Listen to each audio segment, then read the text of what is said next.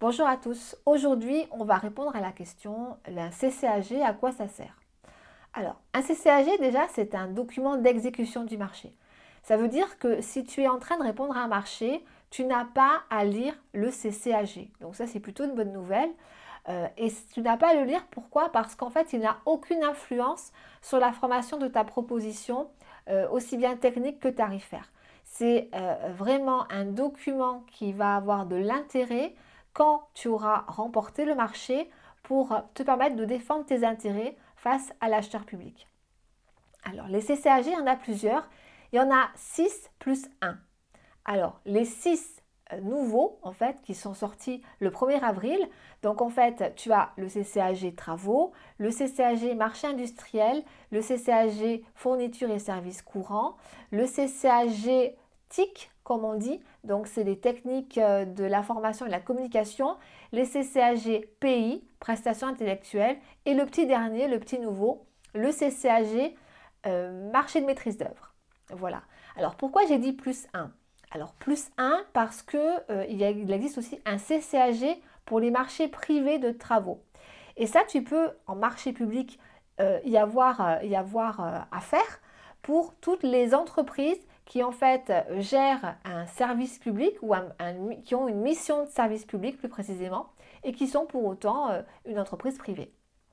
Donc ce CCAG marché privé de travaux, en fait, c'est une norme AFNOR et la norme, elle s'appelle la NFP 03-001.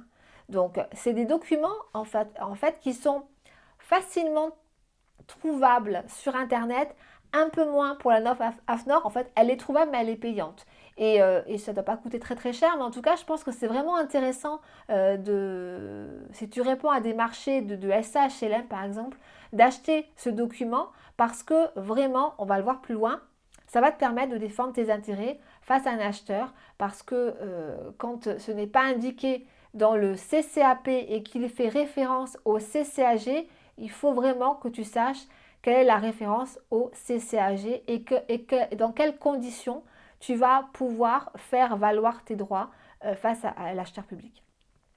Donc le CCAG, en fait, pour moi, en termes d'image, c'est un peu le grand frère du CCAP.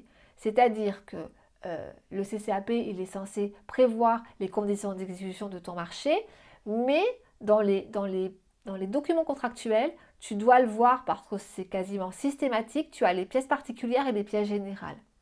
Du moment que dans ton CCAP, dans les pièces générales de ces documents contractuels, il est fait référence au CCAG, ça veut dire que si le CCAP omet, on va dire, de décrire comment doit s'exécuter telle ou telle chose et qu'il ait fait référence au CCAG, c'est les règles qui sont écrites dans le CCAG qui vont s'appliquer. Voilà, donc il ne faut pas se dire que tiens, il y a un oubli du CCAP, bonne nouvelle, du coup je fais comme je veux. Eh bien non, parce que s'il y a référence au CCAG, en fait il faudra quand même que tu suives la règle du CCAG puisqu'elle a été visée dans ton CCAP. Je ne sais pas si je suis claire, mais en tout cas, j'essaye. Donc, à bien regarder quel est le CCAG, pardon, je m'y perds, qui est visé dans ton CCAP, auquel tu dois forcément, à mon sens, vraiment regarder qu'est-ce qui est écrit à l'intérieur pour, encore une fois, bien savoir quelle est ta marge de manœuvre et quels sont tes délais. Parce que le CCAG, ce qui va contenir, c'est la règle du jeu.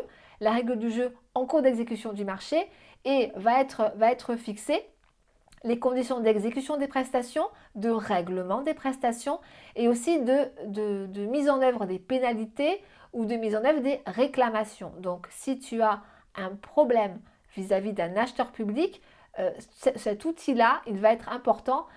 C'est rarement indiqué dans le CCAP. Si tu as un problème, comment tu dois agir et dans quel délai. Donc le CCAP a l'intérêt de t'indiquer quelle est ta marge de manœuvre, quel est ton temps de marge de manœuvre, à qui tu dois transmettre ces éléments pour, entre guillemets, ne pas avoir de défense parce que tu n'as pas bien lu ce document et que tu t'es trompé dans les délais, ce qui est toujours très ralent quand on est entreprise et on se dit encore un formalisme, encore une règle sur la règle qui m'empêche de faire valoir mes droits. Donc c'est écrit, C'est dans le CCAG, si ce n'est pas écrit dans le CCAP, renseigne-toi, regarde ce document, c'est super important quand tu es en exécution de marché.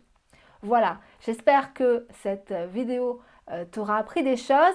N'hésite pas à me l'indiquer dans les commentaires si tu apprends des choses dans ce type de vidéo parce que ben, voilà, ça m'invite à continuer et à aller toujours plus loin les informations sur les marchés publics. Voilà, à très bientôt. Bye bye.